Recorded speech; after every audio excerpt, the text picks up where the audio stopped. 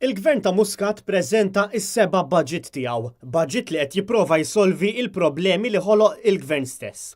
Kien il-Ministru tal-Finanzi li qara l-budget fil-Kamra tar-Rappreżentanti Bedwer Cicluna għat-tieni sena konsekuttiva jiftaħar li mhux se jdaħħal taxxi. Il-weda tiegħu li jnaqqas il-pis tat-taxxi fuq il-familji Maltin u Għawċin se jżomma tant li għal dan il-budget għat-tieni sena konsekuttiva mhux se jintroduċi l-ebda taxxa ġdida.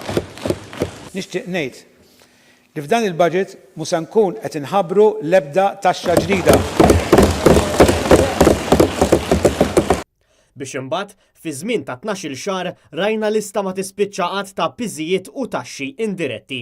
Jekk wieħed isemmi waħda biss pereżempju hemm it-taxxa fuq l-iskart li daħħal din is-sena il-Ministru Herrera, piżijiet oħra bħal żieda fil-prezz tal-petrol u d-diesel u taħwit fil-kontijiet tal-arms li qed iwassal għal ħlas blali għad-dawl u l-ilma.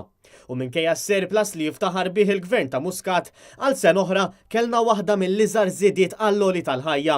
Il-Ministru ħabbar żieda ta' €2.33, żieda li jtikka aħjar mill-€1.75 tas-sena l-oħra. Għas-sena d-dieħla iż-żieda se tkun ta' €2.33 fil-ġimgħa. Fil-prattika, dan ifisser li saħda se tkun diġà infaqt din iż-żieda fil-prezzijiet tal-affarijiet neċessarji bħal prezz tal-ħobs, gass, petrol u diesel, pastizzi u l-ħalib u l-prodotti tal-ħalib bħal butir, jogurt u ġbejniet u diversi prodotti ta' kuljum oħra li l-prezzijiet tagħhom olew.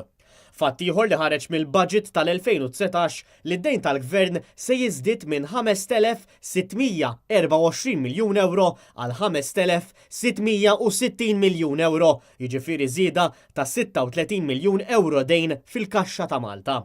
Wara analiżi ta' dak imħabbar mid-dokumenti tal-budget ukoll, il-Gvern alloka żieda ta' €112 miljun f'pagi maċ-ċivil tal-Gvern, jiġifieri żieda ta' 12% fuq is-sena l-oħra fl-ispiża totali tal-pagi ta' dawk li jaħdmu mal-Gvern.